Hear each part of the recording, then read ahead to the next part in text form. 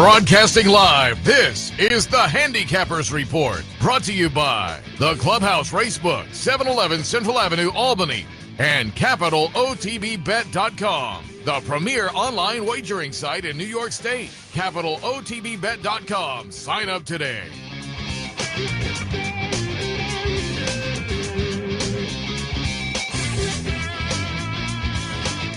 Good morning, ladies and gentlemen. Welcome to the Handicappers Report alongside Seth Merrow. I am Anthony Mormino on a more traditional temperature-laden February day because we had some on Valentine's Day in like the middle of the late afternoon.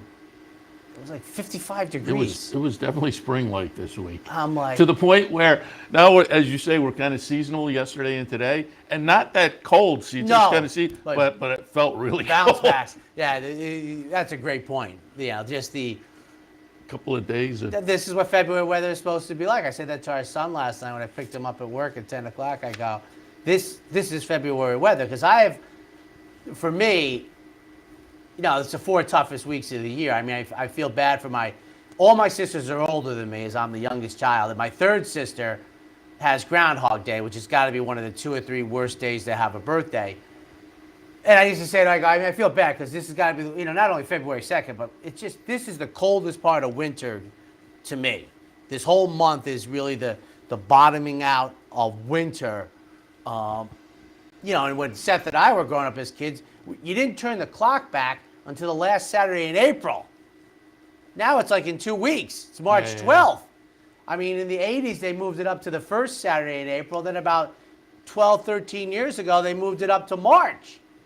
But when we were kids, we had 2 more months to go before we did the clock. And this was the worst time of year, but a little bit better. So, speaking of the clock, I was a little surprised yesterday as I was doing OTV get me Live. Started on the clock. Aqueduct kicked a more normal 1:20 post time yesterday.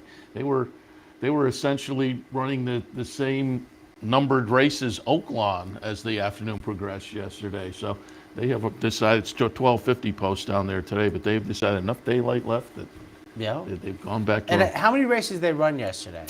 I think it was only 8 yesterday. And I think that. Oh yeah. Absolutely. That it all. I mean, Mother Nature is dictating the day in New York. Okay, a couple things. Let's. I said when Seth and Steve have David O'Rourke on it, it's really nice. And I've said this before. I met him. I like him. I think he's a very bright young person. And you're getting old when you're older than the people that are in charge of big operations. And I am considerably older than David O'Rourke. But I'll tell you one thing. He's not coming on with me because it'd be a 5-minute conversation. I'd be like, can we time the races? Penny breakage. Can I get the stewards live to the audience in real time? Those are yes, no questions, and we're done. That's all I want to know about. And yesterday, there is no way the 3rd and 4th race on dirt were timed correctly. I would truly bet my next 5 years earning power. How about this? Well, we'll start right. And I bring this up because I've said often that, and I guess I shouldn't anymore, that I have little faith in the teletimer when the rails are up. When I say little, that's really no faith. I have more faith when they're running with the rails down. And from time to time, the dirt, etc. So let's just take race 3 yesterday, which was won by a Chad Brown Firster, Spirit of St. Louis for history nuts, which I am one. Now, the race was on a sloppy sealed racetrack because an Austrian Medaglia d'Oro, and going back 20-plus years ago, we remember Medaglia d'Oro crushing them in the Travers. He was a mud lover, etc. So I'm not surprised this horse won by 8.5. But how about this? Runs the 7th furlong in 13.7. And then somehow, in the career debut, accelerates and runs the final furlong 8 lengths faster than the 7th furlong. I don't think Turco Man did that in the Tallahassee Handicap, and I don't know that Easy Goer ever do that. And those are two horses, both sons of Alyadar, that legitimately were accelerating in the final quarter mile. To accelerate 8 lengths faster in your career debut, it's just not possible.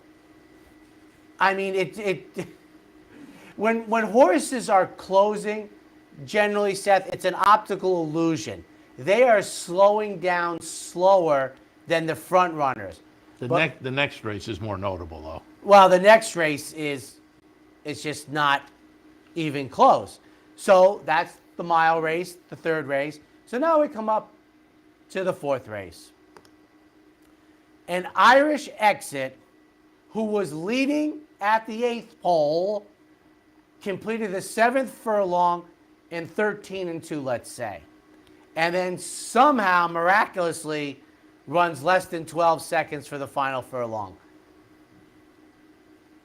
Folks, I know if you're watching the Handicappers Report at 9 o'clock in February, on a Saturday morning, you are fans of the sport, and you know that this just is beyond impractical. It's not even, now this is what bothers me. So these races the 2 races were done by 3 o'clock in the afternoon. There was no mention the rest of the day, like la la la la, like nobody comes on and says, I'm pretty sure the final fractions of the 3rd and 4th race are not correct. Now, Seth has a big day planned for racing across America because obviously it's a huge day. It's the fairgrounds turn. But the man of the hour is Craig Milkowski because he would shoot holes in this in about a millisecond. We are in the 23rd year of the 21st century. In a sport that is data-driven, that most people say that the time of races is very important. These are stationary structures. They don't move. And we just, I want answers. You know, you bet $1 million on a race and you can't, these aren't even close, Seth. There's no 11 way. seconds is hard to believe. You know, But not only that, it's under like 12. Go out someday and run a quarter mile and see how much faster the final 100 meters is versus the one that precedes it. It's I mean, to run almost 8 lengths faster. I mean, jets barely accelerate like that. But also, you know, nobody says it on the, you know, like, well, what? Like, you think we're not paying attention? Just like, yeah, we're good. We're good. So now I'll be interested to see, I've said this before, going down the road. And the group I'd really like to talk to are the buyer people who are very final time oriented. Well, how are you making your figures? Just picking them out of the air? Guessing? You can't work off this data. Well, and I think if you talk to them, they may say they'll go back and time the race. I think oftentimes they do if there's a question. I'm not saying that for a fact, but I think they will go back. Do you ever have anybody from the buyer people I on haven't. your? I don't think I have. Because that would be, and the turf racing's got to be more folly. It's got to be like rails at 27 feet. Good luck. Yeah. Opening quarter 26.92. Maybe. I always wish that the track announcer would say that. Maybe. You know, and I always, this is what kills me. New people in the game. Like you and I, we're here like every day. Like I see the time posted, I immediately know it's wrong. But why would anybody even new to the game be like, well, they're running the show? You know. Nobody's answerable. Nobody comes on and says, you know, like nobody goes into the press box. I know hardly anybody's in there to say that's not right. Like we're gonna, and I've said this to you, and I've posed this to you,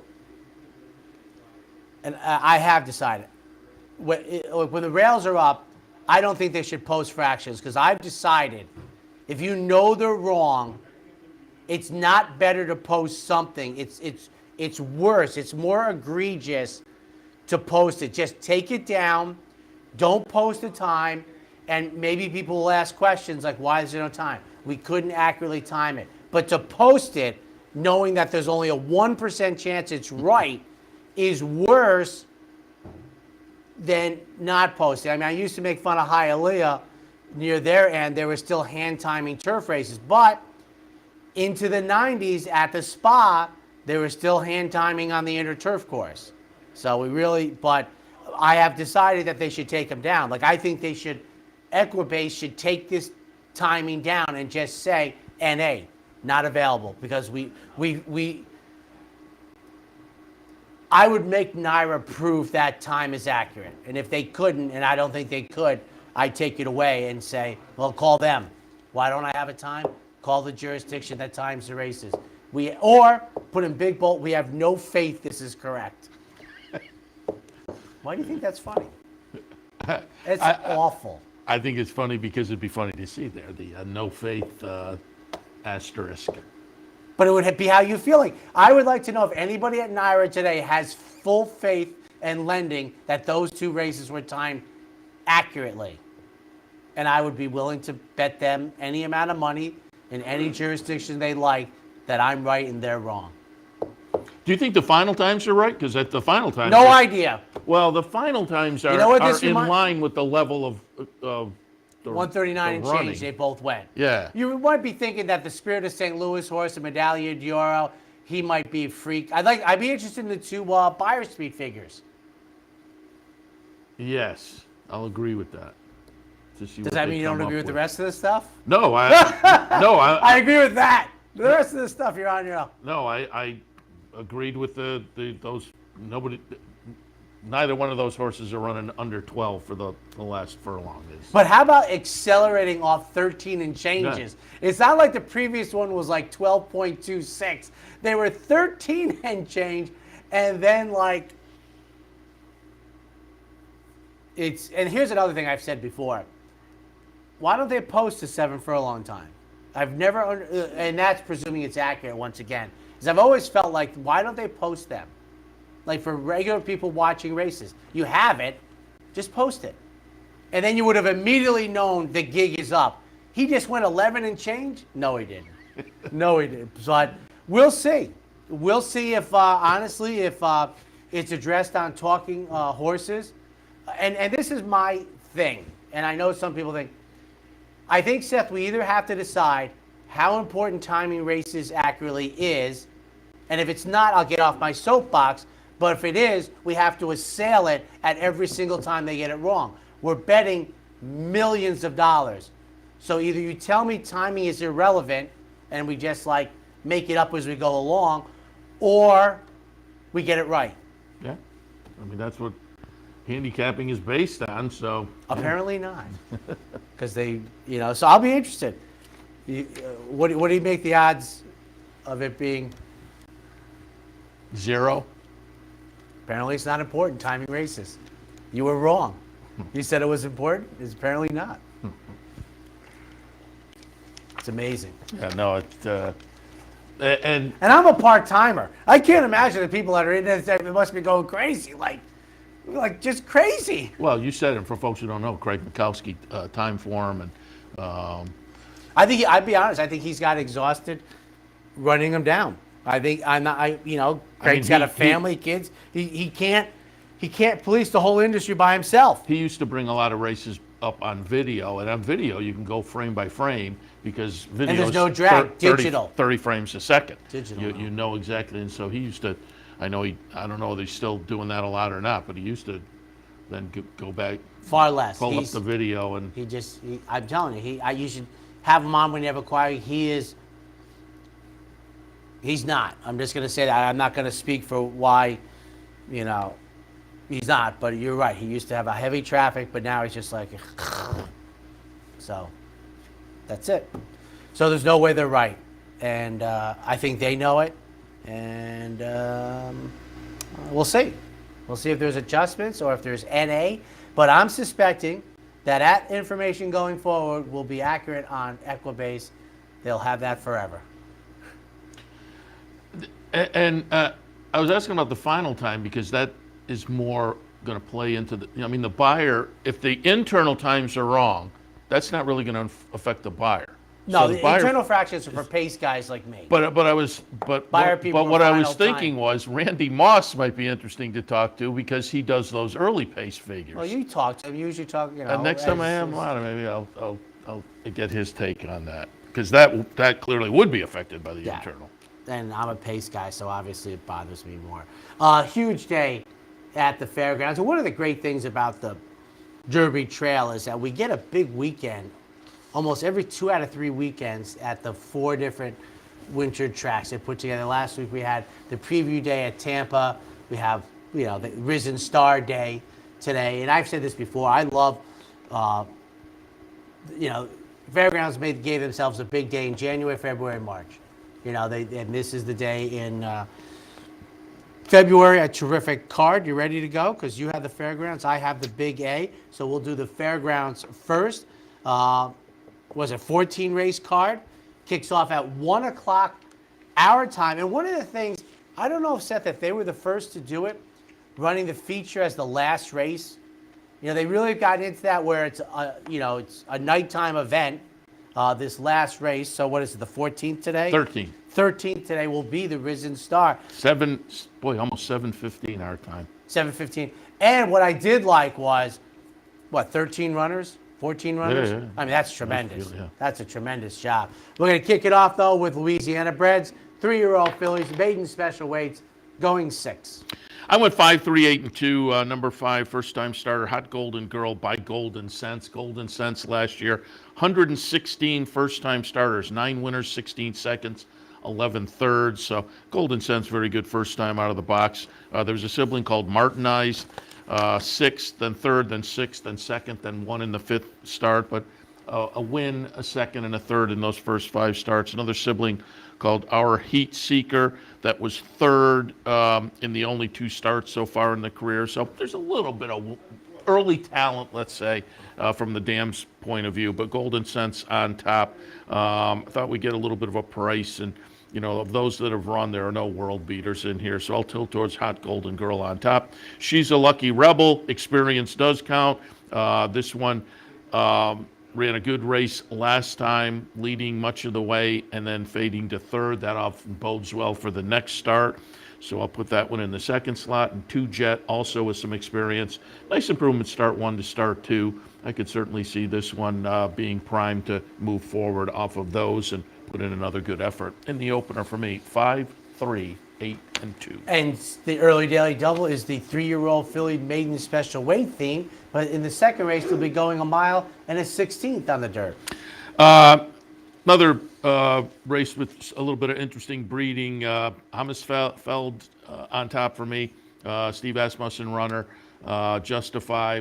This is a second-time starter, but again, the first out stats kind of point to early talent.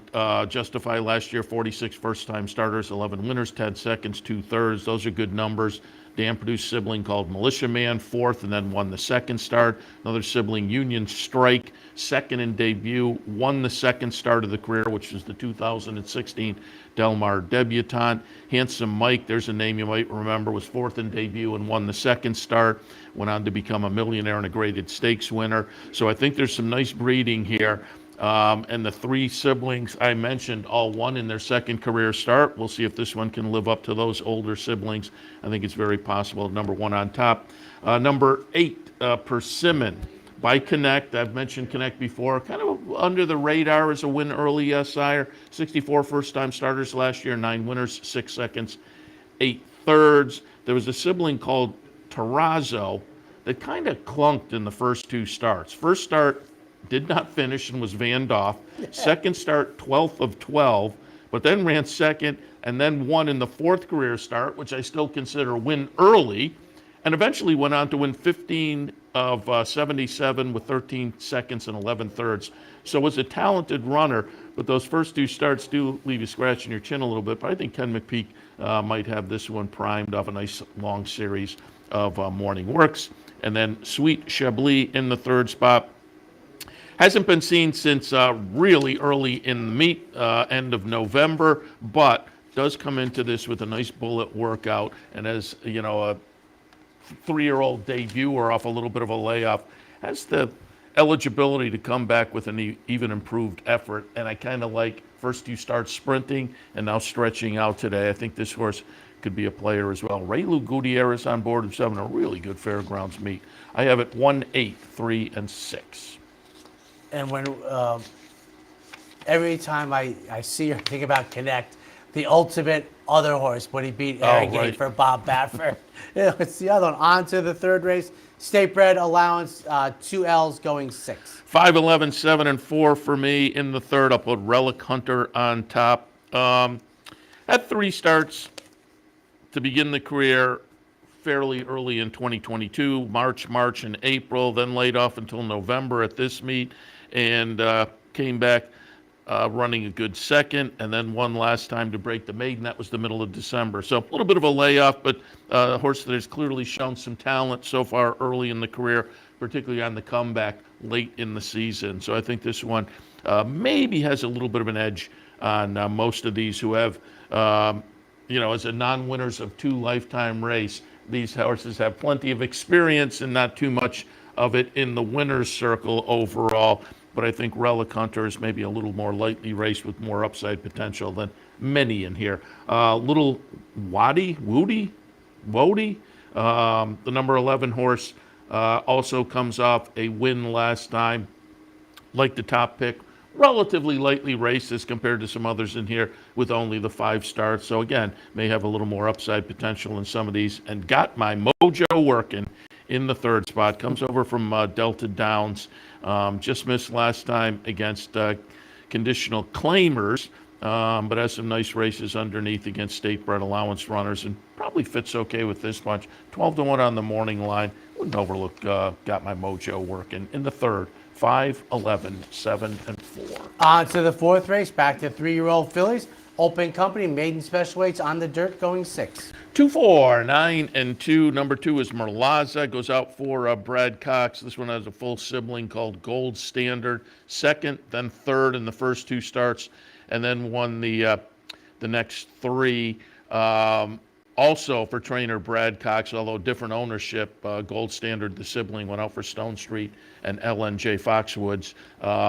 But this one almost lived up to that win early in the career debut. Went off at a short 2-1 and just missed by a head. I think bodes well for this afternoon to break through ornately by Quality Road. Steve Asmussen runner with some nice workouts underneath. The dam's first full of the race, so there wasn't much to find out there, but Quality Road can have them ready in debut as a sire. This one again goes out for Stone Street and Steve Asmussen, and again with a couple of the works underneath looking very good, including that nice bullet best of 42 on January 27th. I think this one will be live in debut. Huntress for Hire by Nyquist goes out for Al Stahl. Again, off a pretty good looking debut and took some action. It was only a field of 5, so if you get a field of 8, 9, 10 and a horse goes off as a 8-5 favorite, you might start thinking, there's a little buzz on that. I will say, it's notable the horse was 8-5, but in a field of 5, it might not be as notable.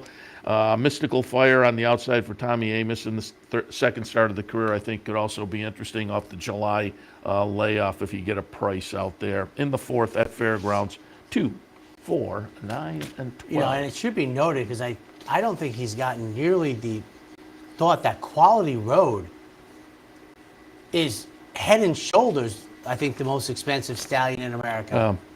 More than Uncle Mo, more than Gun Runner. I mean, by a lot more than both of those. And I think you could win a few Pepsis at the bar betting who stands for the most between those 3. I also, I will admit, I don't know enough about it. I should talk to somebody from the breeding industry. But how often is that full price paid? And maybe it's all the time. It's not all the time. I know. Told. Yeah, That's all. Yeah, you may be right. Although you may get somebody who's kind of was in the industry and is now out. That's your best chance. Nobody presently in it is going to. Yeah, no, that's a good point. To tell you, and there are sharings and things like that, but some people.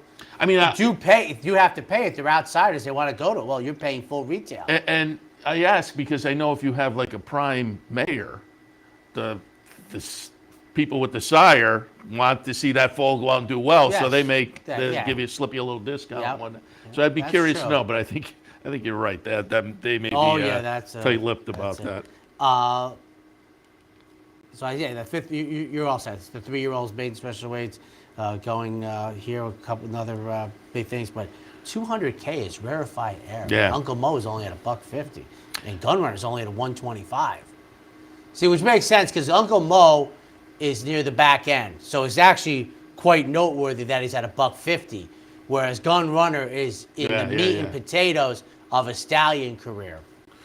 I have this fifth race, 253, and the one entry. The number 2 is Unload. Again, a firster by Steve Asmussen by Gunrunner. And as that might lead you to believe, this is a Ron Winchell-owned horse. There was a full sibling called Tapsian that won its career debut at Delta Downs Maiden Special, going 7 furlongs. So there was some win early top and bottom, and with the trainer and the connections, we'll put the number 2 on top. Homebred top and bottom.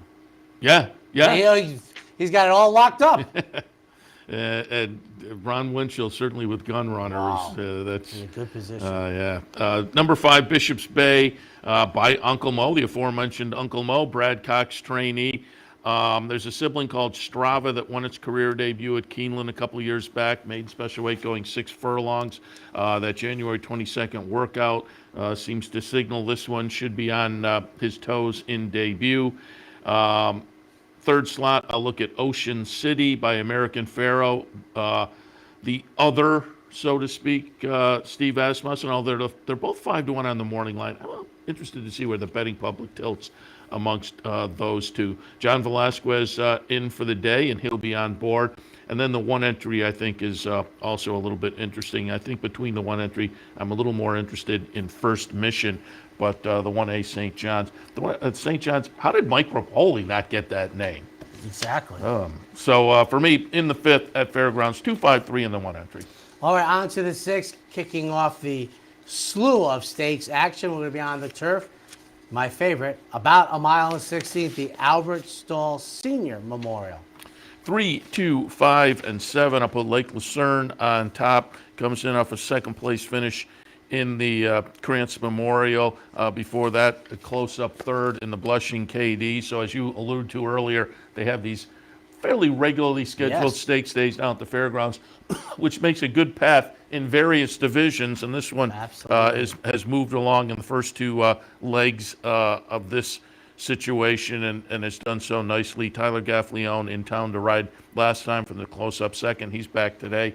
I'll put that one on top. Clara Peters in the second spot. Chris Hartman having a good winter wherever he goes. And this one hasn't been seen since last year here at the fairgrounds. That's the big question. This is kind of a salty spot for a comeback, and only 4-1 on the morning line, but I think that's indicative of if this horse comes back, there clearly is the talent to be right in the mix with this bunch. An Island Hideaway, 4th in the Blushing Katie last time. That was off a little bit of a layoff. I'm going to give this one a shot to maybe move forward for Carl Broberg with maybe a little bit of a tightener there at the end of December. And again, it wasn't a huge layoff. It was October to December, but it was enough to think, maybe a little tighter today. In the 6th, 3, 2, 5, and 7. So how's unbelievable? So we're going on vacation. How's this? So my wife went out running this morning. How's this for a text at 9:27? I think I broke my jaw. I'm at Albany Memorial ER. Oh. I think that changed today's plans. One more before the break. I hope she's not in pain, but she went out running. She obviously fell. So this is going to be an interesting afternoon. 3-year-olds going a mile and 16, maiden special weights, open company, race 7. 10-7, the one entry, and 11, Guadalajara on top. Clearly, I would prefer a much better post. The 10 is no bonus. But there was a sibling called Bluegrass Singer. I won't go through the first 7, but took 3 starts to get the win. But in the first 7 starts, 3 wins, a second, and 2 thirds. So showed some early talent by Justify, Dallas Stewart trainee that 15-1 on the morning line. I'll be interested if that holds up. I think Guadalajara is interesting, but again, I wish I had a better post. Woody, the bid spotter in the second slot. Brad Cox trainee. Good second in debut. I would think this horse will take a lot of action, and deservedly so, off of that debut effort. And then the one entry, the plain run one Baseline Beater, and the 1A Earl of Dazzle. Both look a little bit interesting to me. Baseline Beater's probably the one that though is more attractive of the two off the last couple of starts.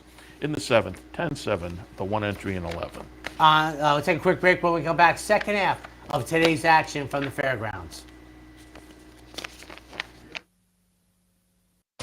Capital OTB is now streaming live on Roku. The RTN Racing channel on Roku lets you watch OTB TV live through your Roku device or your Amazon Fire Stick, rather than being limited to computers and mobile devices, which means you can now watch OTB live wherever you are. Simply open Roku, scroll to find the RTN channel, then click on OTB TV. OTB TV on Roku. Try it now. This is a championship meet. All the best jockeys in the world are here, and I'm excited to ride against them. And you get to watch some really incredible, talented athletes out there. To us, it's a place to be in the winter. I love Gulfstream Park because of the racing. The palm trees, the beach is right here. The horse racing is some of the best in the country.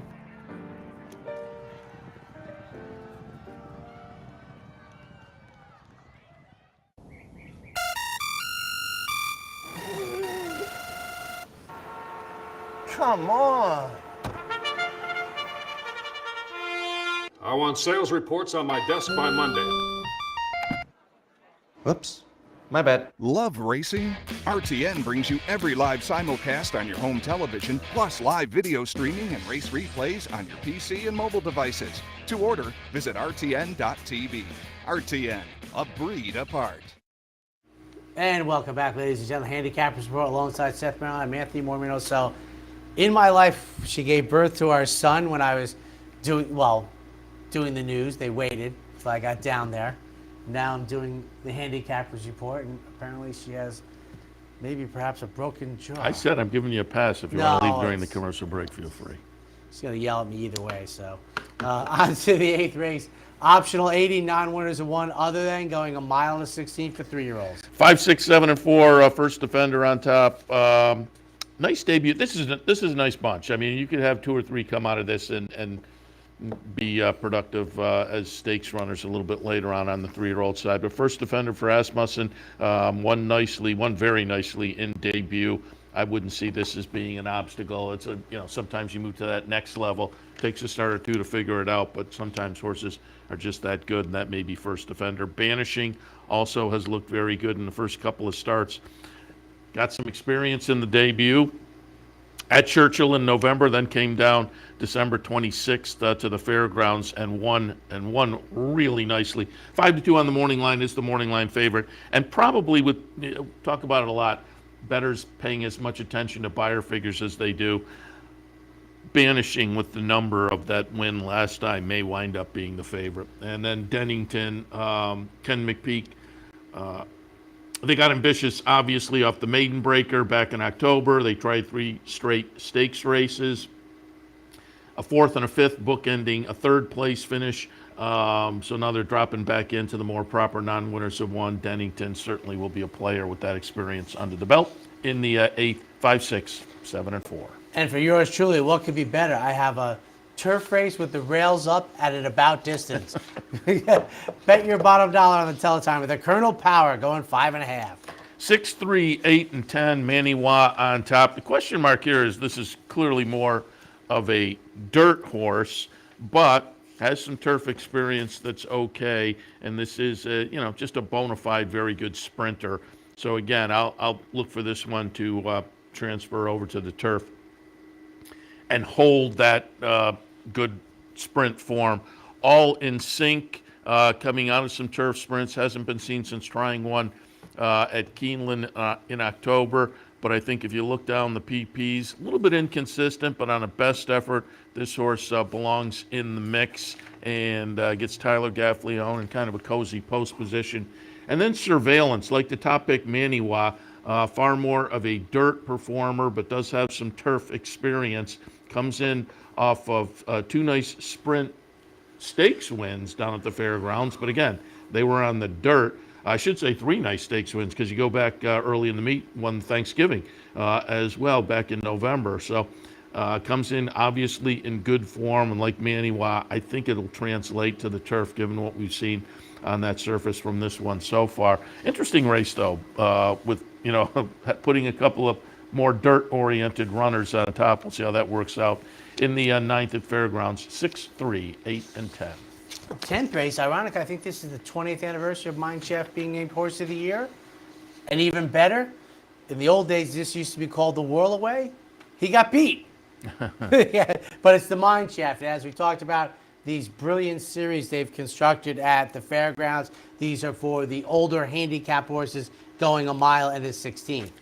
I'll go with Pioneer of Medina. I think it's a competitive group. But Pioneer of Medina, I like that Todd Fletcher, off the first few starts of the career last year, broke the maiden at Tampa late December, and then came down here on one of the big stakes days last year at the fairgrounds, dropped into an optional claimer and won very nicely. From that, they tried the Risen Star and the Louisiana Derby. Ran okay in both of those. Then the Kentucky Derby, not so much. Laid off and came back to finish off the 3-year-old season with a very mixed bag. But boy, opened up the 4-year-old season. Well, I should say it wasn't. They put the exclamation point on the 3-year-old season. It was New Year's Eve.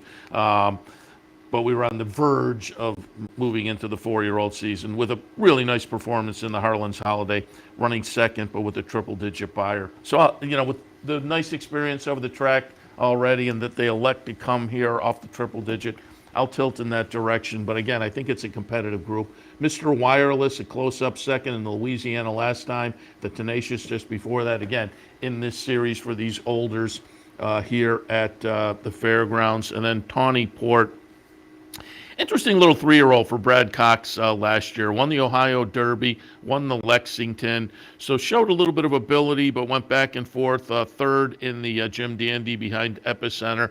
But again, this will be his 4-year-old debut as well. Interesting to see how some of these 3-year-olds transition and how much they will play in the handicap division this year. But I think this horse has that possibility. In the 10th at the fairgrounds, 7, 8, 3, and 2. I think I'm looking at the in-house fairgrounds feed, and as a former production guy, they need a light. They're shooting into the sun. So I think that's Ramon Dominguez. I'm like, this is not good. You have to do something here, folks. That is not the best television there. I'm just laughing because sometimes we'll take pictures, and I tell my wife, I'm like, I know it's a pain for you to be looking in the sun, but the pictures are a lot better when the sun's behind the person taking the picture. But it's I'm not sure. Is that Fairgrounds or is that Oak Lawn? Oh, it's Oak Lawn. Yeah, Okay. It's Nancy. Yeah. Okay. You think? I Good would job. assume this is Dawn. And I thought she was. You're right. It does look kind of. It's dark. It does look like. I thought she was going to talk to Joelle today. I thought that's what she said yesterday. But it looks way more. You're right. It looks far more like. But no, you know what? It is Joel Rosario. It is. Yeah. Ramon has a distinctive feature that I'm not going to bring up. That is Joel Rosario, but they need a producer. Yeah, it's dark. They need a producer for. They're not showing Joel Rosario or Nancy's better side because we don't know what they're showing. On to the 11th race. Oh, how much better can this get? About a mile and 1/8. The rail at 34 feet. We keep it going with these series. This is the turf for the olders, the fairgrounds. 6, 2, 4, and 3. I'll put Pixelate on top. I'm going to draw a line through the last. It was an off-the-turfer.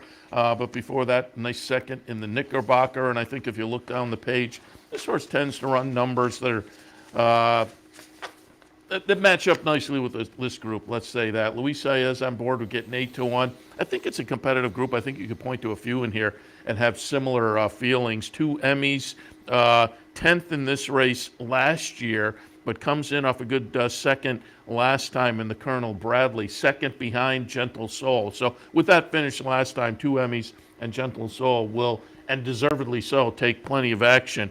I mentioned last year's race. Cavalry Charge I put down in the 4th spot. Wouldn't argue with anybody moving that one up. Why? He was the winner of this race for our friends at West Point last year, Dallas Stewart and company, at 35-1.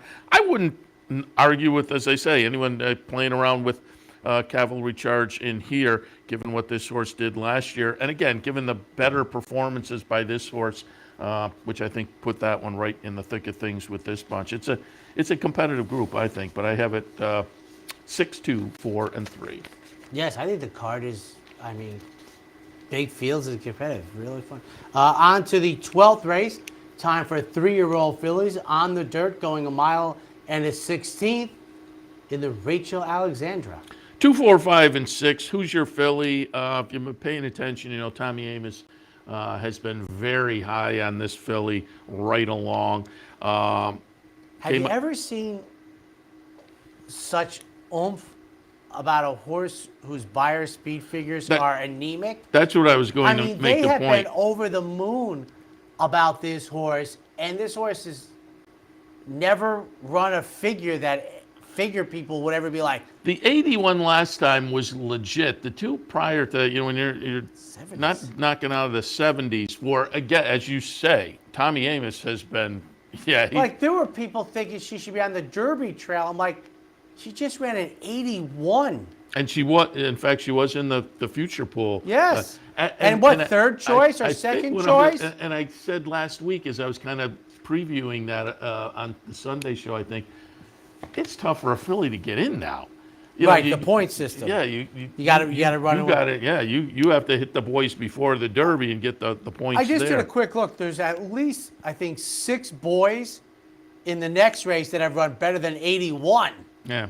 Wow, but he's so high, and again, looking at the rest of this field, I think she's going to match up nicely. It is again a little bit of an acid test, though, because I think she probably does have to move forward a little bit. I don't think that's out of the question. The 3-year-old debut, Bullet Workout coming in, so I'll put her on top. But Chop Chop's interesting, coming out of the second in the Silver Bullet Day last time, and with a number that has an edge on Who's Your Filly. So the Brad Cox trainee becomes an interesting alternative and competitor, and pretty mischievous in the third spot. A nice win in the Untappable last time. That was on December 26th. So she's making her 3-year-old debut for Brendan Walsh.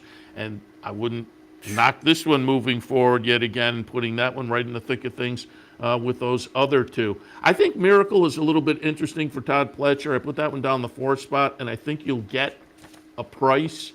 But it's a New York bred. I always like to root for the New York breds, and they've shown some talent so far, and that they elect to take this spot, I thought was a little bit interesting. Probably does have to move up notably, but I have a 2, 4, 5, and 6. I like the one in here. I think it's a terrific race, but it's funny because I would say in the last, almost 30 years, you don't get the hubbub unless you run a Beyer speed figure 90s, or you're a rarity, a 2-year-old that gets a triple Beyer. But I have never seen a horse get this much pub with. Yeah, we didn't mention the 3-year-old races last year. We kind of alluded to them last week. Litigate. Speaking of that, the number was in Kids Show, though, in New York. Kids Show, maybe one to watch. We'll see. And wrapping it up at about 7:14, Babe Ruth time for us. The Risen Star. 6, 13, 5, and 8. I'll take a shot. I wanted to use Victory Formation. I just think at the mile and an 8th, that 13 post is going to be tough to overcome. But Victory Formation for Brad Cox, 3 for 3 so far, including the Smarty Jones. I wanted to go there. But with the post position, I couldn't quite pull the trigger. So I went with the horse that ran second in the Smarty Jones, also trained by Brad Cox. I'll put Angel of Empire on top to switch up the Smarty Jones result. Victory Formation in the second spot. Harlow Cap. One of the horses that has moved out of the Bob Baffert barn looking for some points now with Steve Asmussen. They got 10 days, right? But, yeah, and has looked good in Southern California, so I'll look for this one to be a player. Tappett's Conquest, another Brad Cox. I will say, I didn't use Sun Thunder. I totally might kick myself over that. I really liked, I was in here doing OTB Live on December 31st, and that Oaklawn Maiden Breaker was really visually impressive. Again, the number was a little light, but in the Southwest, I just had to land here. Wound up 4th. Has worked really nicely since then. All I'll say is I didn't put Sun Thunder in the mix. As I say, I may regret that. But if we get that 15-1, I'm going to have a little action on Sun Thunder just so I don't knock myself in the head afterwards. But I went 6, 13, 5, and 8. All right, that wraps up the great day of action down the fairgrounds. Take a quick break. When we come back, the Big A. I noticed they haven't posted like any time. They're coming down to the finish. Can Smarty Jones hold on? Here comes Birdstone. Birdstone surges past. Birdstone wins the Belmont Stakes. In front, but here comes High Chef Morrell. High Chef Morrell, the defending champ, to take it to Falbrough. These two arch rivals head to head with Joe Hart bearing down on them. It's going to be a 3-horse photo finish to the turn. Here's the wire. Photo finish. What if there was a way to become a better horse player, to have a better knowledge of the game, to be more successful? What if there were a way to take what you've learned, what you know, and make better decisions, better choices? In horse racing, knowledge is a powerful tool. Race results and replays, past performances and live streaming, wagering from all your digital devices. Capital OTB. Become a better horse player. Capital OTB is now streaming live on Roku. The RTN Racing channel on Roku lets you watch OTB TV live through your Roku device or your Amazon Fire Stick, rather than being limited to computers and mobile devices, which means you can now watch OTB live wherever you are. Simply open Roku, scroll to find the RTN channel, then click on OTB TV. OTB TV on Roku. Try it now. Welcome back to Handicappers Report on this Saturday morning. Just went through the really nice card at the fairgrounds. And coming up top of the hour, we'll have Joe Christofek to kind of go over that as well. And also Dave Rodman. Nice card today down at Laurel as well. Really good stakes action. General George, Barbara Fritchie, and more. So all that coming up top of the hour. But now we shift our attention to Aqueduct. Their opener today, 12:50.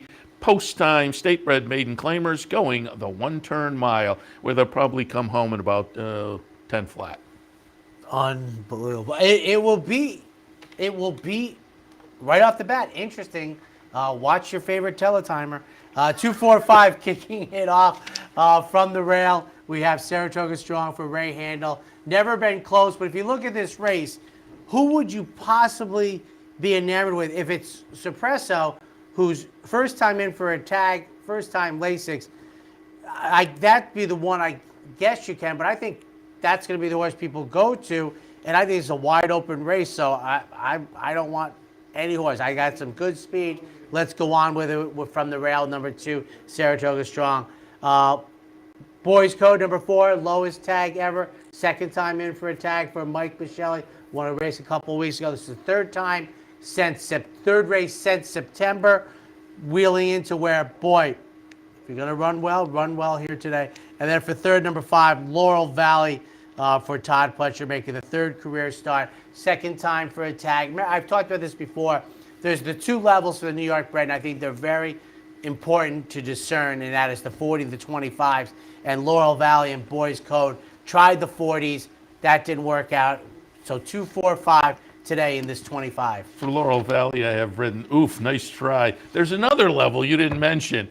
Career debut, they put up $500,000 in the New York Stallion. Let's give it a shot. Well, remember we were and talking. Then they hit the 40 level, and then they're at the 25 level. Well, we were talking about, Dave Gannon wrote the column concerning all the maidens in those the 2 races, and I said, well, I started doing this regular for Capital in '98, and that was always the case in the late season Stallion series. Yeah, I can't blame the them. money, you got to run. You get beat by 50 lengths, you drop in for a tag. You get beat, you drop in for a lower tag. We're finding out. That's why the guy's in the Hall of Fame. But Saratoga Strong, I'm friends with Dana, who owns and breeds the horse, so glad to see you put that one on top. Certainly like to root for the local connections. Second race at Aqueduct today, optional claimer, non-winners of 2, 6.5 furlongs. 1-3-2, ladies and gentlemen, in here, and Chad Brown sends out my top pick, second start of the year. Comeback race, beaten favorite, going 7 in the mud, shortens up for this offspring of Uncle Mo. For second, Sheriff Bianco. Linda Rice's runner, been running lights out. Middle 90s, 3 or 4 times in a row. Couple victories, couple second place finishes at this level, most recently for third. King Angelo. Sharp, I thought, just a little bit slower than my top 2 picks, but 1, 3, 2. And this is one of those races, Seth, for me, there's a clear divide. There's the 3 halves that I picked and the 3 have-nots. I think the winners are coming out of the halves. And once again, I don't know how horizontals, to me, I guess you have to take these 3 and move on, but that sounds like a bad ticket. I just think you're supposed to have an opinion more often, but maybe you do take these 3 and you move on. I see Monday Morning QB here. We didn't talk about it at the top of the show. What you think of the Super Bowl? I thought it was a great game. One of the best football games, ever. And the call was controversial, and I will admit, I watched and I thought, that's a horrible call. But the next day, and it wasn't, the kid said it wasn't pointed out too much, but the guy said, yeah, he got me. I grabbed his jersey. All of that is all true, but the level at which he did it is every play. They kind of turn, and kind of like as long as you let it go, which is what he did, the refs let it go. But we talk about this. I will say, watching it live, I thought, or even the replay, I thought, that was a bad call. And you could tell Olsen felt the same way. He's like, you can't make that call here. But another thing I'll ask you, I guess this is a thing, a money ball kind of a thing now, stats and percentages. The guy who has the clear touchdown but falls down, so they work the clock instead. I guess there's less of a chance of blowing a field goal than blowing a touchdown with 1 minute and 15 seconds left. I think to me, I would have taken a touchdown, but it's a new money ball. I used to think this a long time ago. Because of the way the NFL is set up so offensively, it's not like when we were kids, there was balance.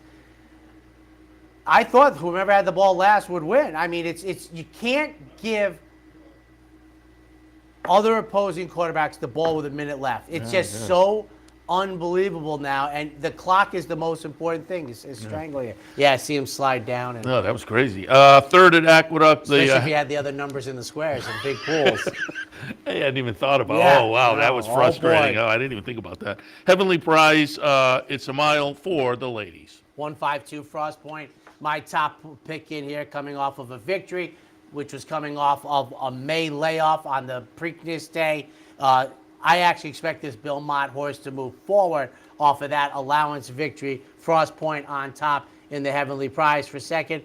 Number 5, Todd Pletcher, Sounds Out Falconet, off of the victory in the ladies. Probably the premier race, Seth, in my lifetime to show you how things change.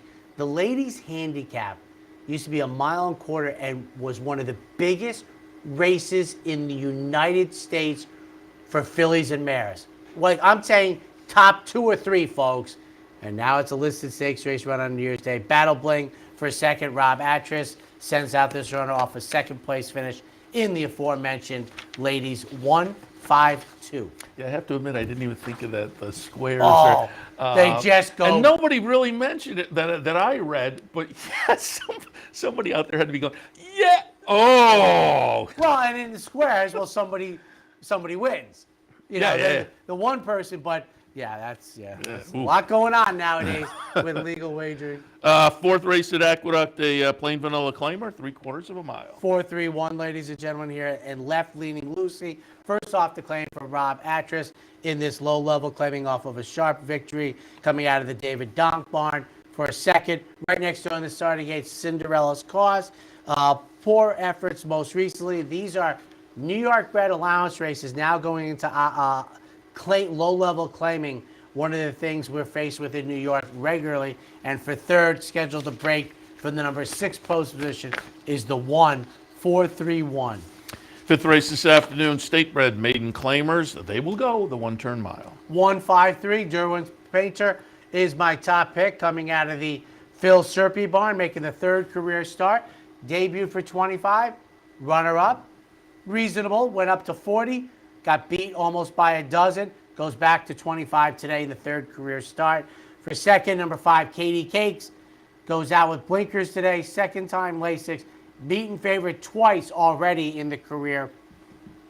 For third, number 3, Amanda's Folly. Carlos Martin claimed this horse, which he doesn't do very often, for $25,000. Most recently, 1-5-3.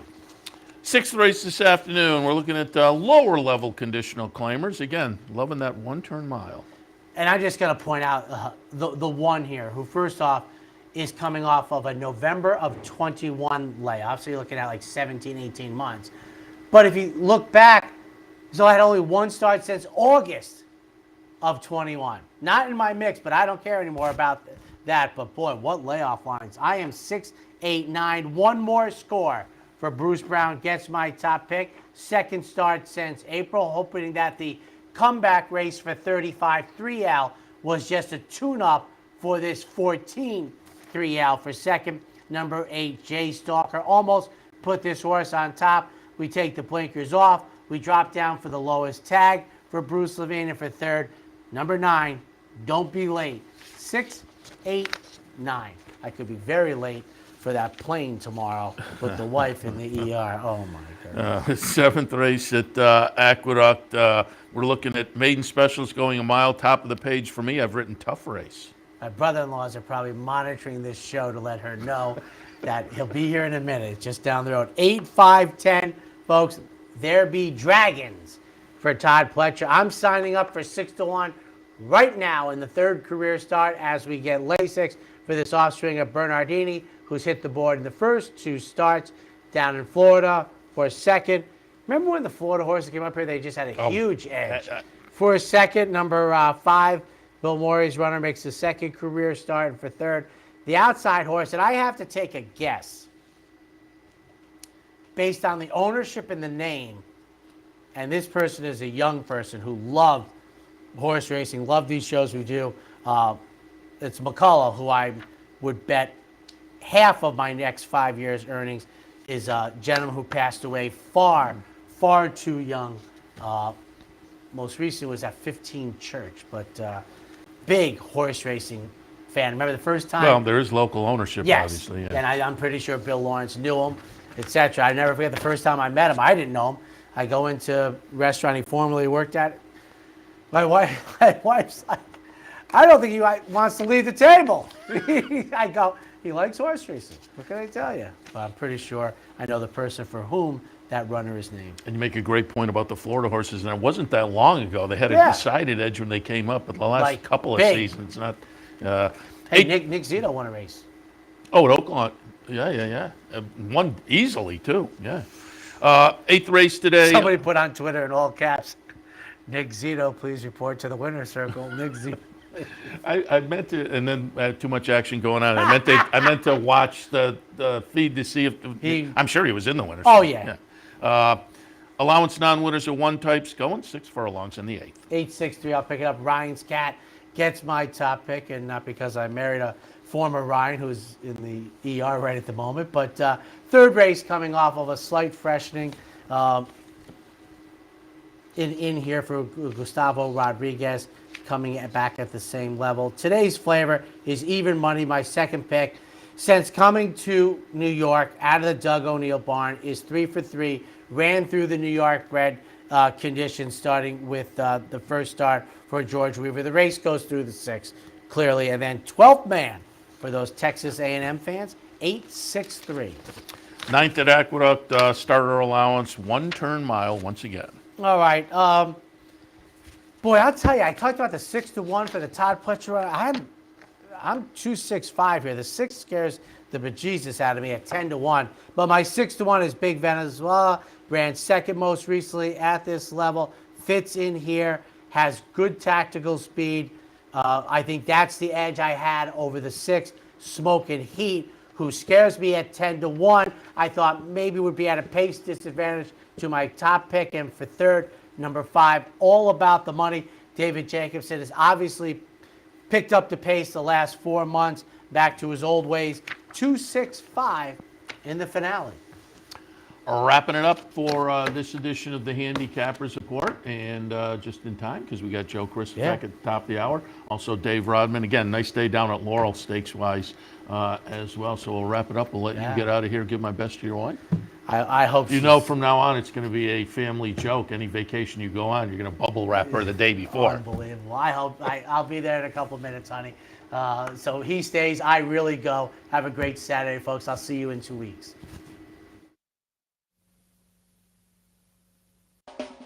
You're watching OTB TV, a service of Capital Off Track Betting.